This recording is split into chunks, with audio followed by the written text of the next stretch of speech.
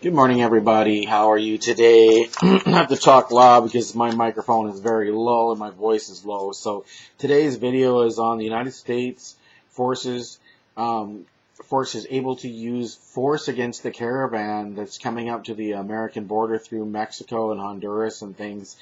They've been supported by this fellow called Bortolo Fuenets has funded their whole thing, Fuentes, and he's funded their whole progress up to the Mexican border. Right now, they're grabbing Mexican border guards and dragging them and beating them and taking their weapons away. The caravan is heavily armed. They're using rocks and guns and Molotov cocktails to get their way. They're working their way to the American border, and George Soros is also funding these. They're calling them migrants, but really they're illegal aliens looking to invade your country.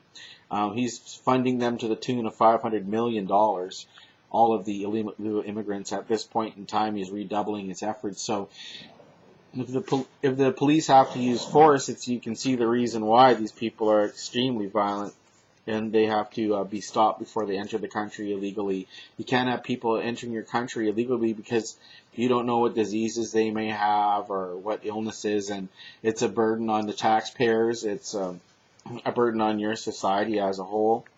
But these people just come up and figure they're going to get everything for free, and they're being funded by these two people, George Soros and this other fella, and all their expenses paid to come up to our border and invade our land and come here and expect to live off of the system when they're here and crash our country.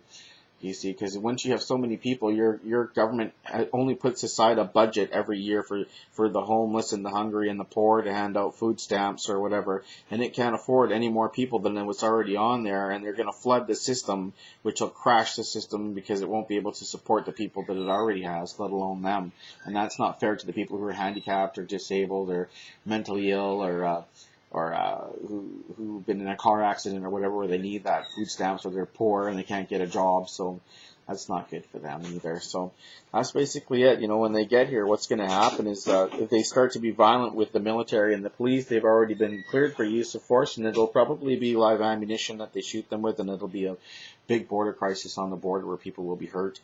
And it won't be good, but you can't blame the forces when people are throwing Molotov cocktails and shooting at them with guns and throwing rocks at them, and that's just not fair to put them in that situation, but they have to protect our border to keep them out. So don't blame them when it happens. It's not their fault, and not the military's fault, because they're the ones that have to repel this. They're the ones going to get rocks on them. They're the ones going to get bullet shot on them and Molotov cocktails. So don't blame them. It's really not their fault.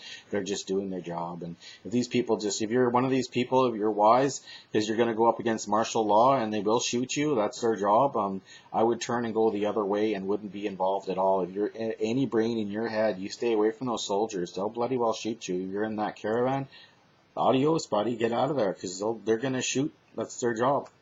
So you better use your head.